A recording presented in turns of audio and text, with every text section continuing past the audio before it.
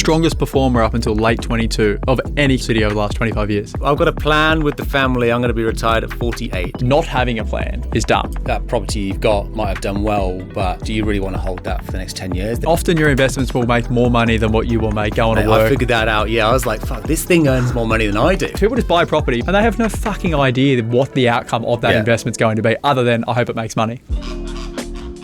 Ladies and gentlemen, we are back. Flamingo Property Investing. Jake Passmore is standing in front of me, the man that heads up our client strategy. And what we wanted to cover off on this episode is essentially how we build our client strategies, why we build our client strategies, and then who the man is behind the client strategies. That's right, because it used to be me. I used to build out all of our client strategies, and unfortunately, with the growth of the business, I can't be the man who does it anymore. But I've got a man even more capable than I am. Some would say.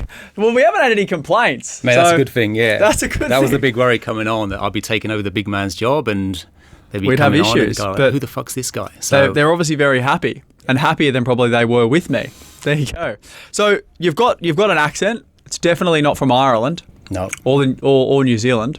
It's from the UK. Yeah, West Midlands. So grew up, been here for 12, 13 years now. In Australia? Yeah, in Australia. Yep. Grew up West Midlands in the UK. Where is that? It's kind of a place called Cheltenham. Right. Cheltenham. Mate, normal family growing up. Just mum and dad. Okay. 3 siblings. Went to the local school. Played a lot of football. And what was the childhood like out there? Yeah, mate, football is what I call it. And anytime, I correct people in Australia that.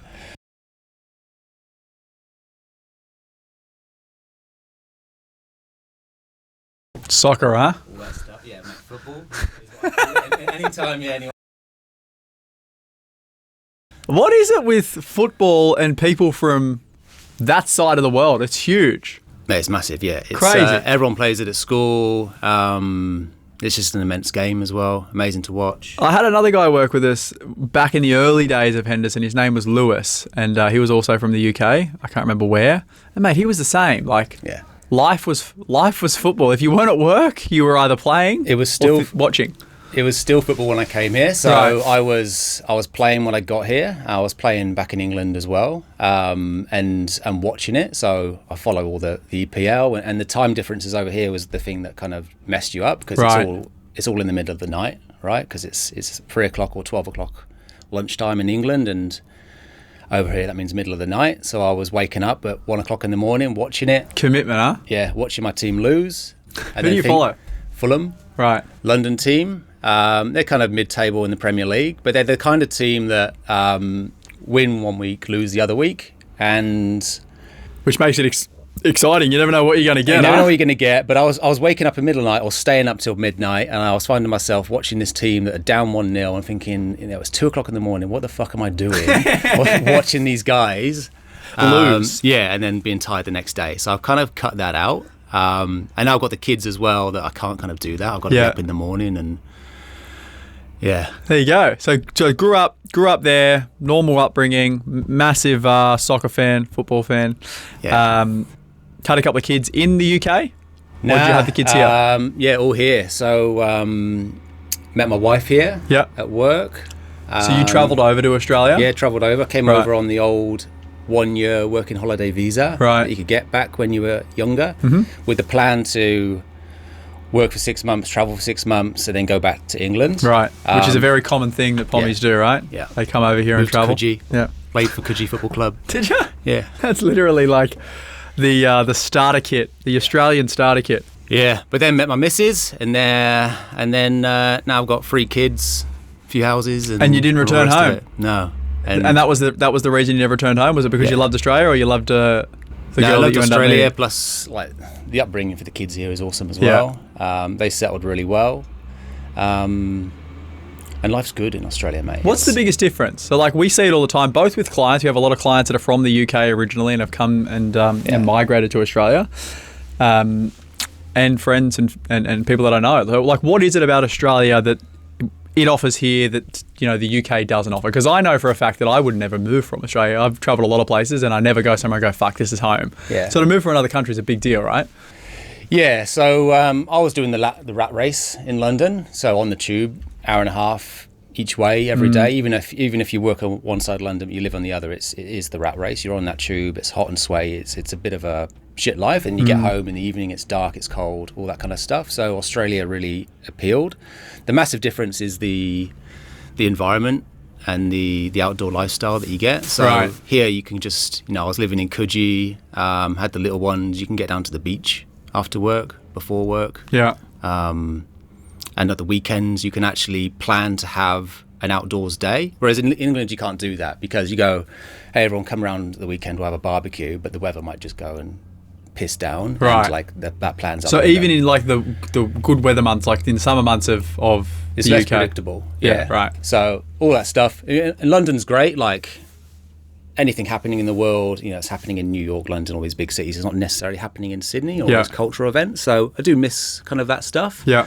And the sport, but all the environment, the beaches. So that's the big driver is like coming to Australia, you have better weather, better lifestyle. Yeah.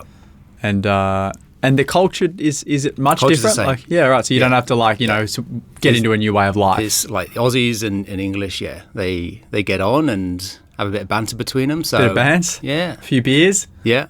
That's the thing. Brings everyone together, a few schooners. Well, Coogee football team was majority English and Irish, and then a few kind of token Aussies that kind of made up the numbers. So that's it's what appealed here. It's just for anyone who doesn't know Coogee, just as an FYI, you might live in another state, you've never been there, or you've only been there and not necessarily got amongst the culture. But Coogee is the closest thing you will get to a suburb in Australia that has less Australians in it than Pommies or people from Ireland or people from Colombia. Like it's just this melting pot of different younger people from all parts of the world. Everyone will know Bondi, and so pretty much everyone goes to Bondi. But if you go, I don't want to go to Bondi, where's the next place? It's Coogee. Yeah. All right, so it's It's so funny. You walk down Coogee Bay Road or you go to a pub or the Coogee Pavilion and like 80% of the people Coogee there Pav. are not Australian. That's very funny. So you met your wife. What were you doing when you come to Australia? Or what were you doing in the UK, and then what were you doing when you come to Australia? I was a town planner originally. Yeah, that was my right. that was Okay, my here we trade. go. Now we're getting to the property stuff. Yeah, huh? so that was my trade out of uni. Right. I was a town planner in the UK. Did a bit of private work as well, kind of developments and stuff. And So town planning is understanding the local planning laws. predominantly development approvals. Yeah. So I was working for councils back in London, approving applications and assessing. Right. And then over here, I got a job working for a large kind of fitness group that had an umbrella company and then loads of brands underneath. And one of them was Anytime Fitness. Yeah. So I would, I started off as the town planner there, kind of making sure they had problems getting through council. Right. And all their So that's what, approvals. as soon as you moved over here, you essentially went into a similar role just with another company. I fucked around for about 6 months, just looking and getting on the beach and Enjoying life. going for runs and that stuff. And, Yeah. and then I eventually got a job, and that one was good. So I landed that job, and then had a couple of promotions. Ended up being the head of property there, kind of overseeing a team and rolling out the kind of strategy and opening up all the gyms across the country. Right. So for context for people, big franchise groups, say like Anytime Fitness, they want to go and open up another location in Cabramatta, for example. Yeah. You would then assist with finding a site that is big enough that you can get the approvals in place to run, an operation like that out of there. Yeah, exactly. And help with that side of things. That's what you started doing. Yeah, exactly. Yeah, and franchisees would come on board. They would want to open a gym. They were good gym operators, not necessarily had any idea about property. So we would do everything for them. We'd find them a location, negotiate the deal. Sometimes we would buy the property. Majority of the times we would lease the property. So we would do all the leasing, the project management, fit out, obviously all the council approvals, all that kind of stuff. And then we would hand it over to kind of the ops team that would help them Operate out of there and make some cash. make some good cash. And then what did it look like from when you started in, I guess, that role to then go through and head up that property team? Like, and for people who don't know Anytime Fitness, like, what are we talking scale-wise? Like a big operation. Yeah, when I joined, they had already been in Australia for between 7 or 8 years. They're on probably kind of 150, 200 clubs. When I left, they were on 520, and they kind of, we kind of got to this stage where we ran out of space to put them because they're everywhere. Because you've got to map them and make sure they don't cannibalize each other. Yeah. So you've got to kind of strategically plan it out, but make sure that where you put them is going to be a success. So you've got to kind of think about that. Because obviously if there's 20,000 people who live in a town, for example, having 5 or 6 or 7 or 8 gyms in there for the same 20,000 people, it means all of them are probably not that successcul. Yeah, exactly. Right. Yeah, so that was cool. And got to learn, the whole of Australia, really. So I know all the cities and suburbs just from where we put the gyms, because... So I'll give you a good lay of the land. Like, there was a big wide Australia out there outside of Coogee. Mate, there was, yeah. And got to know all the agents, how the different states operate, and all the legislation changes between the states. Because it's all very different, right? Like, getting an approval here in the eastern suburbs is very different to get an approval in another council just in Sydney, let alone in another state. Yeah. Yeah, really tricky. But yeah, we did well for the franchisees. A lot of franchisees did really well themselves and made a shit ton of cash. A lot of franchisees are now our clients. So yeah, some of they've done clients, all right. And yeah, I mean, it's a good business model. We loved it so much that me and my wife actually set up our own. So we had our own gym, a couple of actually. So we built one in Mount Gravatt East in Brizzy. Yeah. Yeah. We buy there for clients. Yeah, it's a good suburb. It's a great suburb. So yeah, because we like the brand so much, thought this thing's good. Let's do one ourselves. Right. We were both working full time at the time, and plus we had the little ones as well. Yeah. But the model was pretty good. So we bought the territory. We found a site. We got it open ourselves, and then we just ran it remotely. And then we had a club manager in there or something. Yeah. Yeah. Ran it remotely, and that did really well. And then we sold that. Well, it did really well until COVID. Yeah. Pretty hard to have a gym when no one can go anywhere, right? No. So the story behind that one was we had the business. We were living in Sydney. Yeah. We had the business in Brisbane. COVID hit. That business shut down, just like everyone's business. We thought, right, either now it's worth nothing because we've got no income coming in now, or let's use it as an opportunity to do something. So we actually made a decision to move up there for a year. Yeah, right. So you moved to Brisbane. Yeah. Yeah, right. So what we did was we rented a place. We've got a house in Sydney. We rented that out for a year. Rented up round the corner from the gym for a year. Like literally just a house kind of a few hundred meters away. Yeah. With the idea it was still shut. COVID was happening. The state was getting kind of locked down. With the idea to just then roll up our sleeves, get it back open, build the gym back up, and then sell it and then move back. And that all went to plan. So we did all that. Very good. Had a good kind of COVID boost after COVID. And because off the back of COVID, like with people not being able to train, not being able to get outside, that was the first thing everyone wanted to do, right? Yeah, exactly. There was a bit of pent up demand. Yeah. So, mate, I was there in the gym selling gym memberships. Yeah, believe it or not. There we go. Yeah, it was good, really good. And then we sold it, moved back to Sydney. Then you went into another role, right? Yeah. So, my other roles have been, corporate roles. Yeah. Still in like that sector though of like... Yeah. So, big supermarket brands and big retailers. Yeah. I've worked in commercial land. So, use my skills in Anytime Fitness were really quite broad range. That experience of town planning, project management, development as well. Yeah. And understanding how commercial deals work. So I use that for kind of the next couple of roles. Finding sites, negotiating places, all that kind of stuff. So that's set me up really well because understanding how commercial world works. Yeah.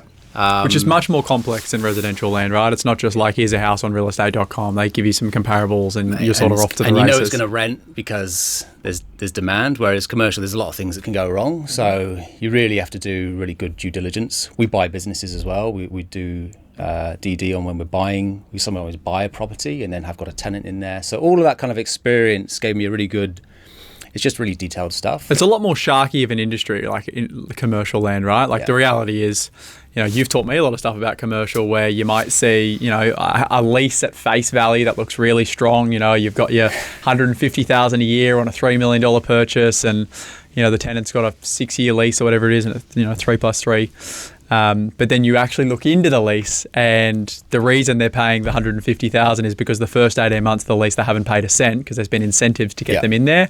But when you buy that asset, you don't do the right due diligence on it.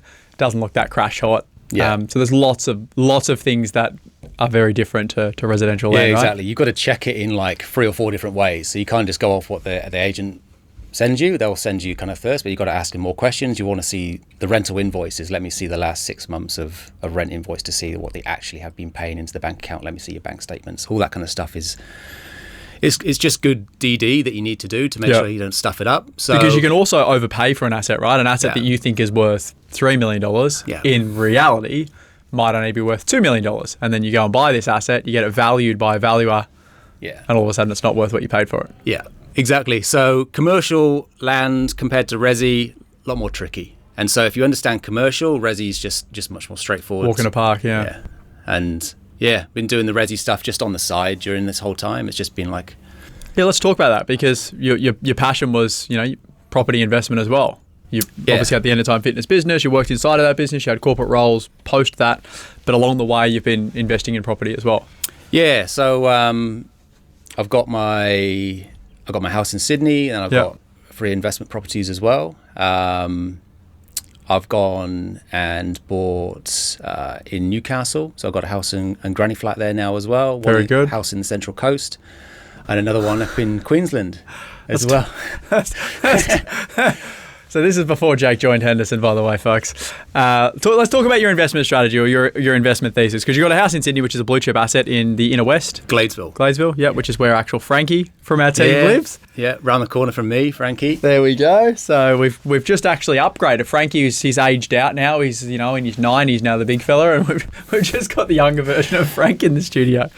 So you've got the owner rock in Gladesville. For people who don't know Sydney, we're 15 k's from the city? Oh, less, mate. It's 10 k's? Probably like 12 k's. Yeah, there you go. Blue chip area by the water, and very, very strong growth. Median price there of about $3 million or something like that.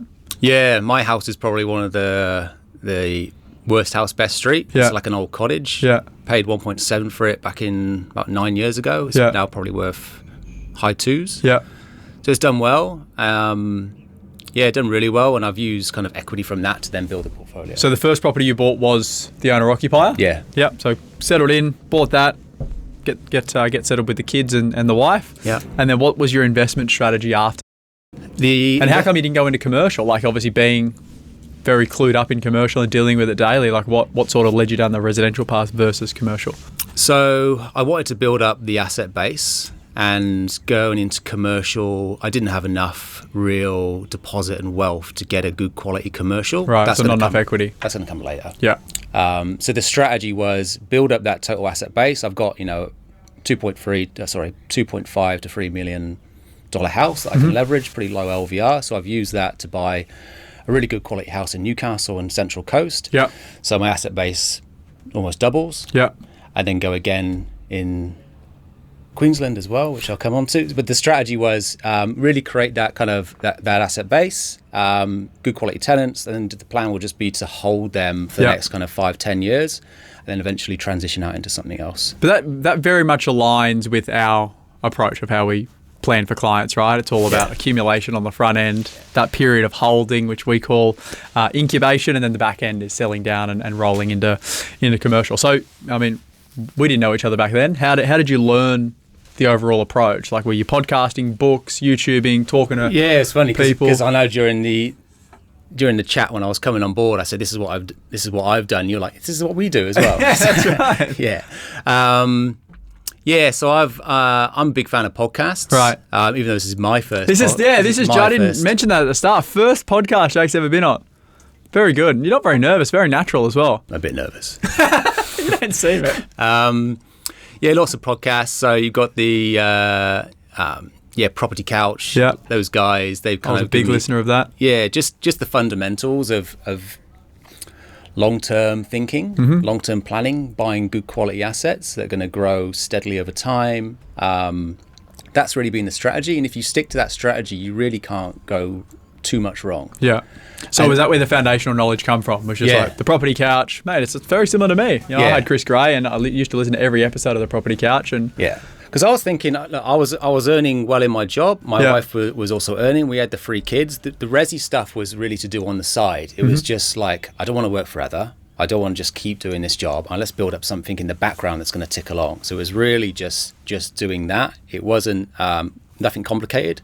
Just simple buy and hold kind of strategy. So you haven't done any big renos or anything like that? Yeah, done like a bathroom reno and stuff, like minor stuff, but nothing major. That's not the plan, but they've grown well, and good asset selection. And how did you come about? Again, Newcastle, we buy a lot of assets at Central Coast. Same thing. Like, how did that come about? I didn't use a buyer's agent, right? And so I wanted to drive and check all them myself. So I was looking where's kind of in striking distance of me. Yeah. I knew I could have gone to Brisbane because I knew Brizzy pretty well. With living in Mount Gravatt, or this was before you lived there, or you... around the same time. Yeah, right. Yeah. So I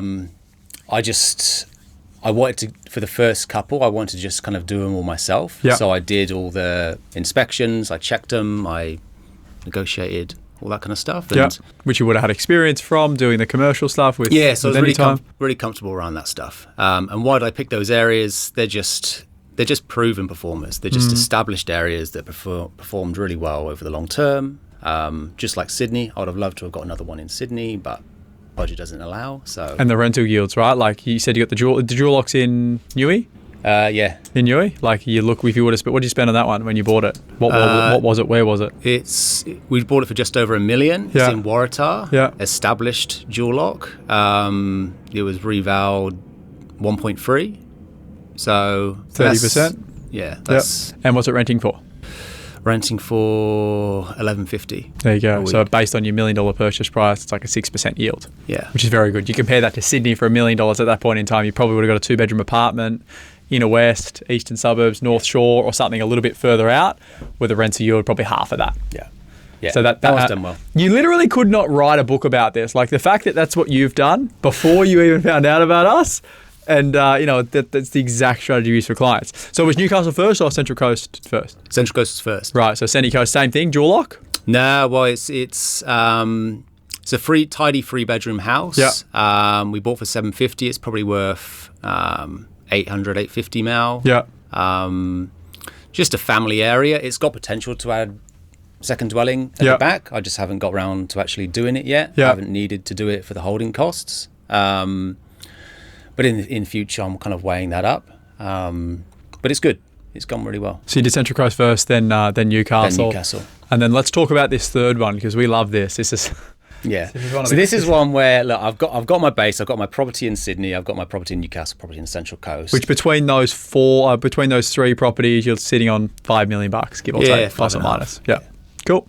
And then this third investment property happened. Very different approach to the initial two. The initial two were good quality locations, driving distance to... I'm not saying you've done bad out of this because you haven't at all, but it's just very different approach, right? Yeah.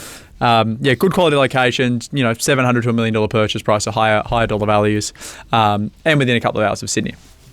For the next one, you've gone another state, you can't drive to it, and then a different kind of location. So let's talk through the thinking of that. So the way I saw it, I bought a house in Rockhampton. Yeah. Right in the middle of the... Cocky for Rocky, as we say. Right in the middle of the shithole peninsula.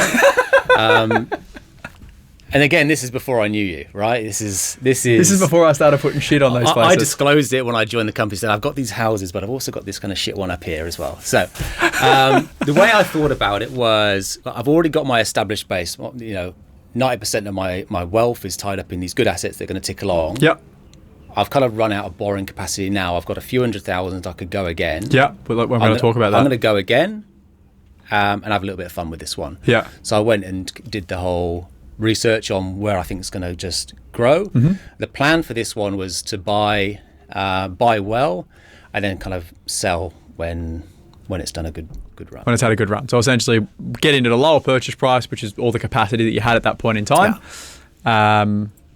ideally get into a location that, you can get some really strong short-term growth on. Yeah. But in relativity to your overall portfolio, it was still a very small percentage, right? You had $5.5 million of good resi assets in blue chip locations, and then you bought This one was 280k. There you go. So in comparison, it's 5% of your total portfolio. And I could see, look, I was joking with my wife when I was researching this area. I said this area it's grown 1% in the last 11 years. It's just been flat for a decade. But we punted on it. And this was pre-COVID that you bought this, or during 2023. COVID? Oh, right, so recent, right? Yeah, I've only had it 2 years. There you go. But the plan always was not, unlike the other ones, it's not just to hold it forever. It's just really ride out some growth and then sell it. Cool. So you bought it in 23, 280. What's it worth now? We put it on the market for 500k. We put it on the market last week. That's what happens when you have internal pressures at Henderson, folks. Yeah, fuck. I'm going to be doing this. I've got to flick this thing up. I put it on the market last week. We've had 2 offers already. In the fives? Yeah, 540. So you've doubled your money. Yeah. Which, if you actually look at that as a performance base in comparison to the other assets, it's actually performed better as a percentage. As a percentage, yeah. The difference is the dollar amount, making $250,000 is great, but you've made the same amount of money on a higher dollar value asset that you're going to hold forever. Yeah. But the strategy around it, I think, is really strong, right? You've used it to grow your capital base. Yeah. You probably didn't put any of your own money into the deal. It was just equity, wasn't it? Yeah, I think, and even that, we only put kind of 60, 70k into this. So you turn your 60 or 70,000 into, a few $100,000, which is very, very good. But that market's had extreme growth in recent times due to all of the buyers agents that are buying there and pumping the marketplace and all the rest of it. So you were the beneficiary of that. I was, mate. Yeah, it's done well. But the trick with those kind of locations is they are really cyclical and boom and bust. So you've got to kind of pick when to sell them. Yeah. And now you can see it still going up. You can see week on week, the prices are rising, but at some point they're going to stop, they're going to flatten, and it's going to be tricky to sell that property. And it generally happens when, what's the rental yields up there now if you're buying at 540? They're going lower. Yeah, which then makes it less appealing for investors, right? Yeah, exactly. Yeah. And is that the market up there at the moment? All that growth is not coming from locals? The feedback from the agents is 50-50 owner-occupiers and 50-50 investors. Right. But it's just getting to that level. So, 500, 550 for a house in Rockhampton, that's actually getting a little bit unaffordable for locals. Right. I feel.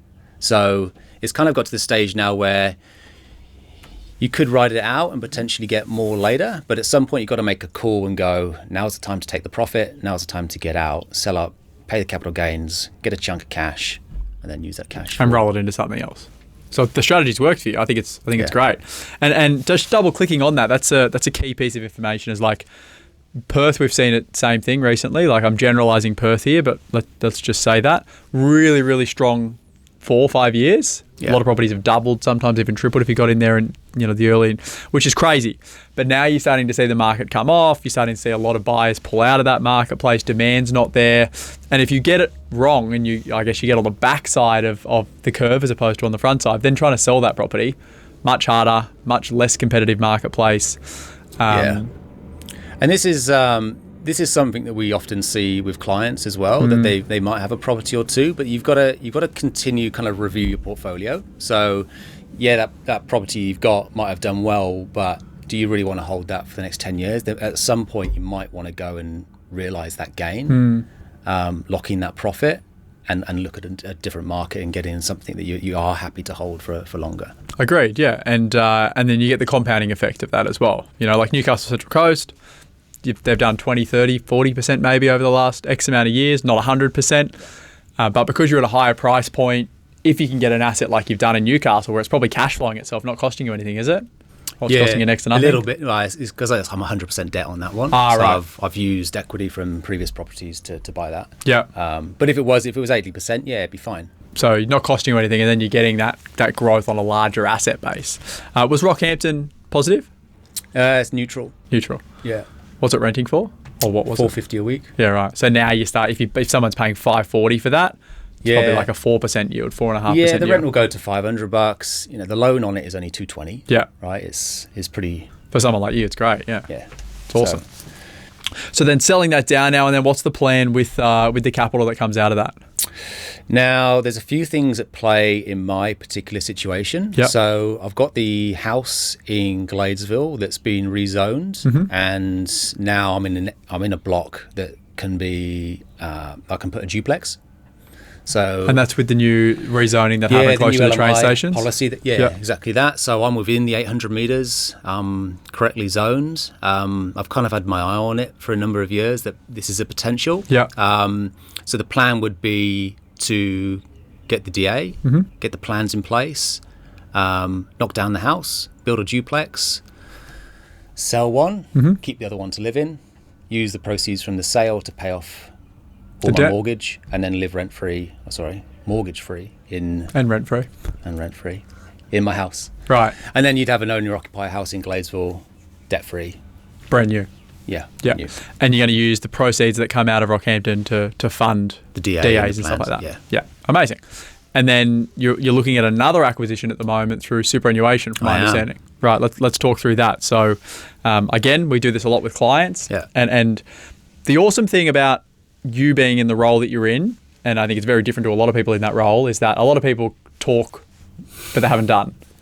You're talking to clients about things that you've done and advising them, not just on the stuff that I tell everyone, but then also on your own personal experiences, which I think is very powerful. Yeah. So selling Rockhampton, made some really good cash on that, and now looking at superannuation because of a few reasons, I'm assuming. No serviceability from the external, being your personal name, matters inside of superannuation. Correct. You've probably got a couple $100,000 of cash in there, which is invested in, I don't know, C-Bus or something like that at the moment, not leveraged. Yeah. What else? What else has got you going down that path? Look, the super balance is kind of ticked along steadily over the years, and it's ticked along okay, but... How old are you, for context, as well? Just turned 39 last week. 39. So you're still like relatively young in comparison to superannuation, you know? Yeah, so my challenge with super is it's a long time to wait, right? You don't get it until you're 60. And so I could just let it tick along because I don't have to do anything for my super balance. I just check it on the app once a month and just make sure Anne-Marie's paid super. Yeah, make sure Anne-Marie's paid.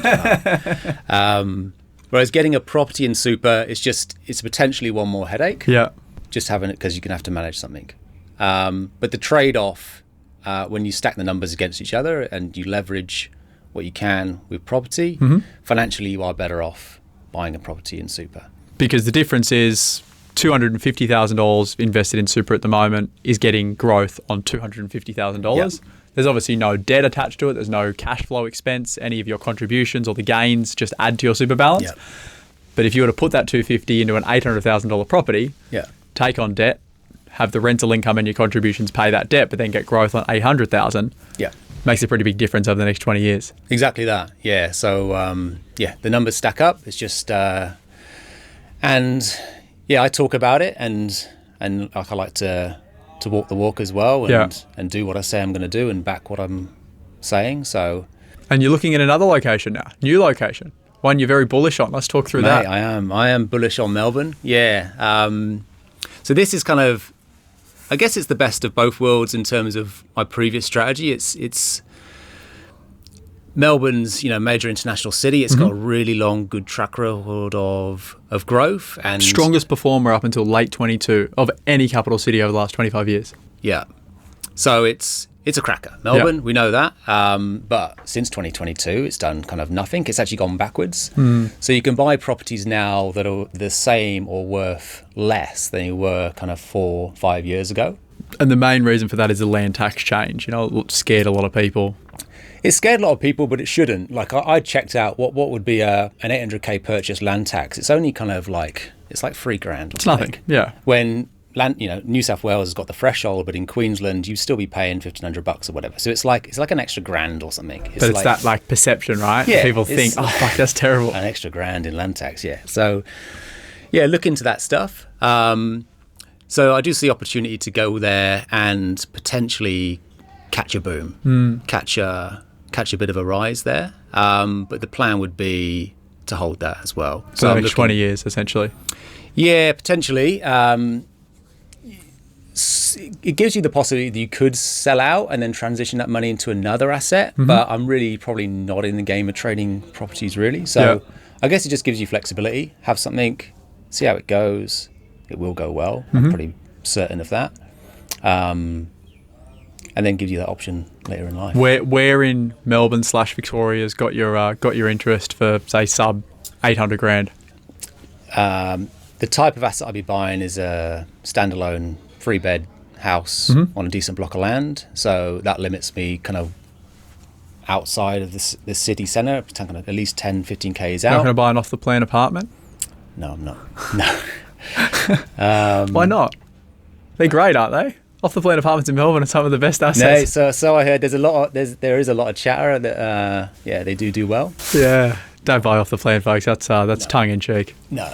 One of the things, actually, I'll go off on a side tangent about Henderson and kind of why. So I was working in these corporate roles, and this job popped up. My wife was saying, "Why don't you look at this?" And your wife said it. Yeah, she saw it. Yeah. There we go. Yeah. Why don't you look at this? Because you love property, you talk property all day. This job looks like it's that. Yeah. Why don't you go and do it? And I said, well, the owner's a bit of a prick, but maybe. So that's a fuckwit off Instagram, isn't it? Nah. What I liked about this group was the type of assets that we buy.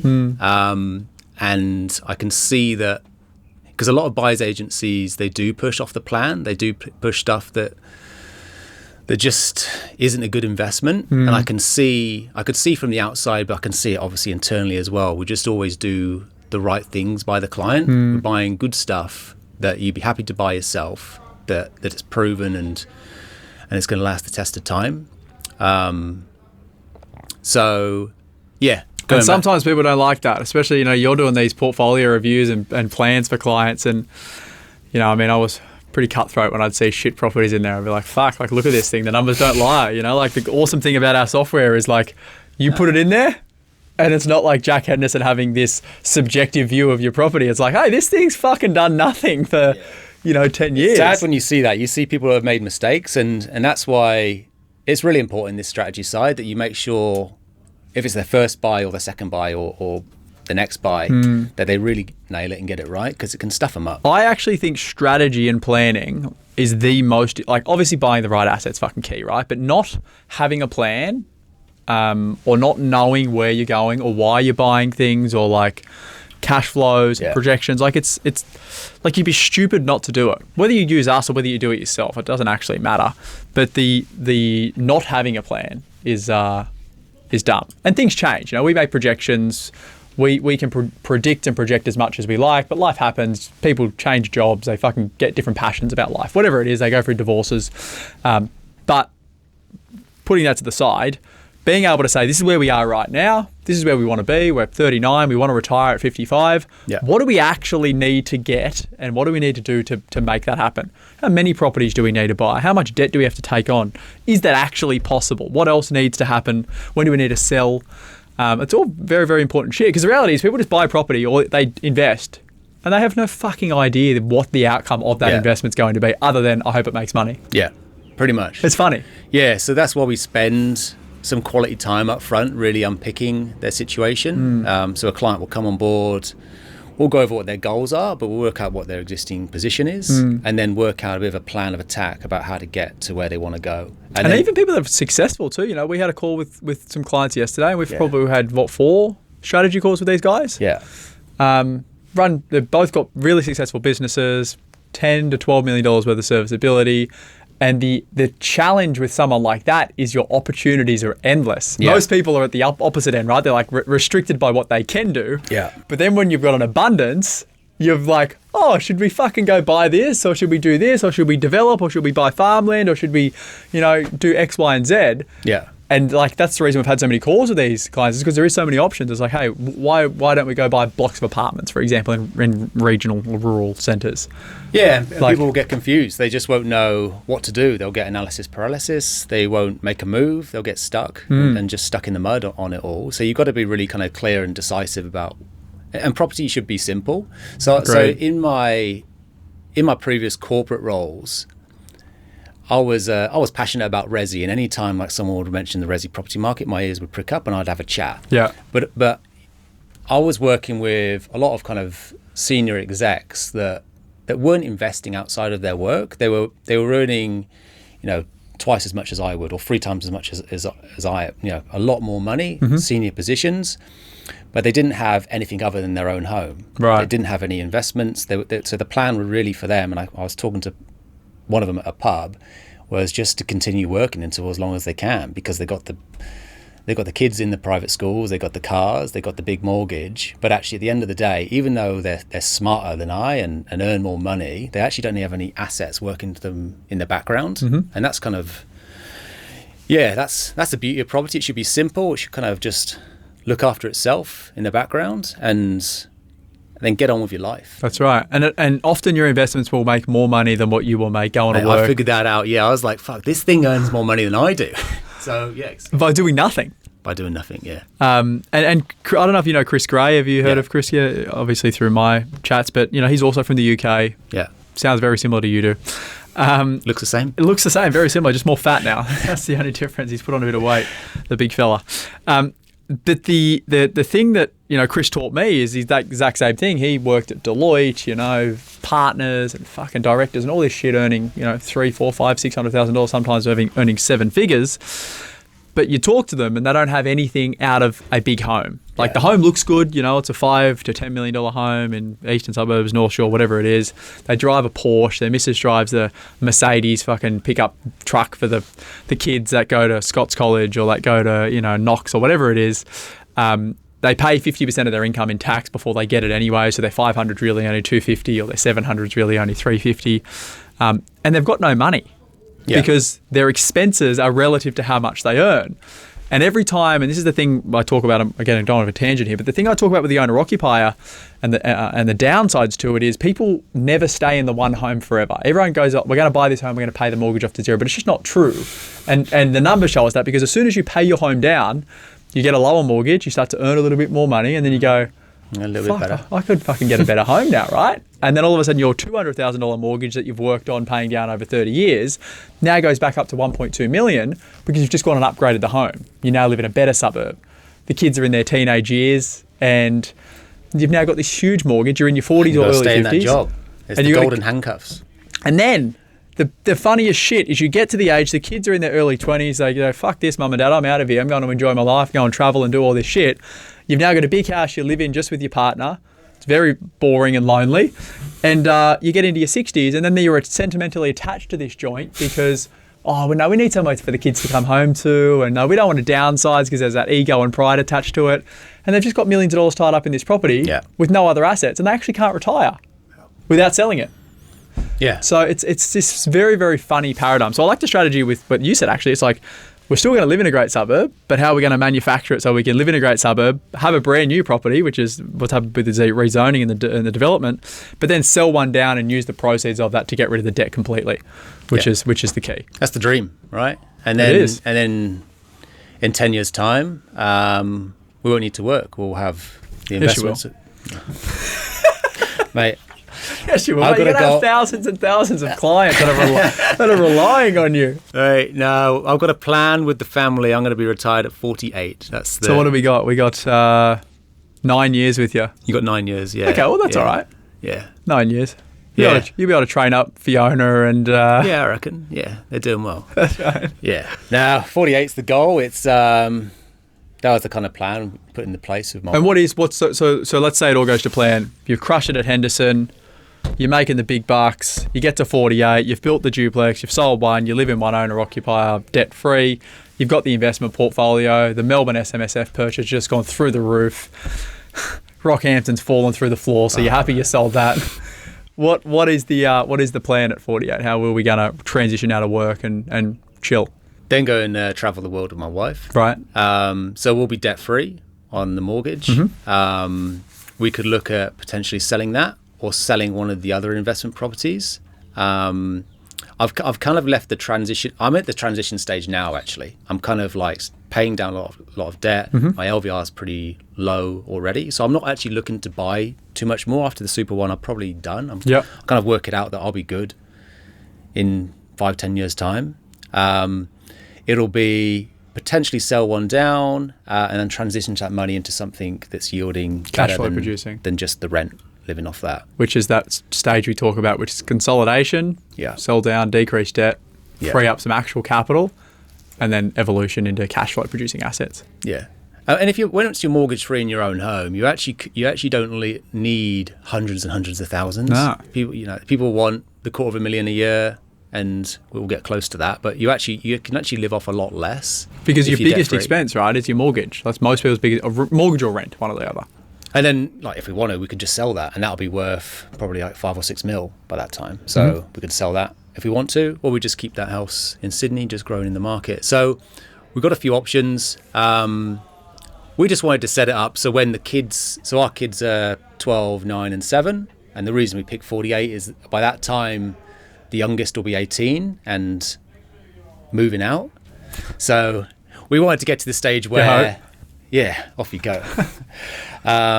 Like, we're going to live in Sydney and continue to do what we're doing for the next kind of 10 years anyway. Yeah. So why don't we crack on and invest? We don't want to get to the stage where we're 48 and go, right, kids have moved out, what do we do now? Yeah. And then have Which is a nothing. lot of people what they do, right? Yeah, The kids exactly. get to a stage and they're like, oh, fuck, well, you better think about our retirement now. Yeah, so by the time they get to that age, we've already got it all set up. So we've already kind of got the plan in place. And 48's very young to retire. Like, to actually have the ability not to get up and go to work, that's very young. Most people can't do that. Unless they've sold a company or something like that. Just purely through working and investing, it's challenging. And my wife's pushing it to be earlier as well. She's like, can you like get there faster? Can we do 40? Can we?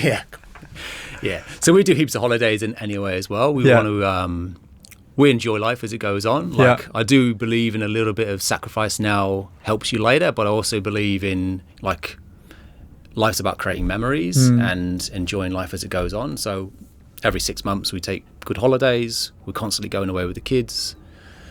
Settlers Rest. Great place. Yeah, it's good. They loved it.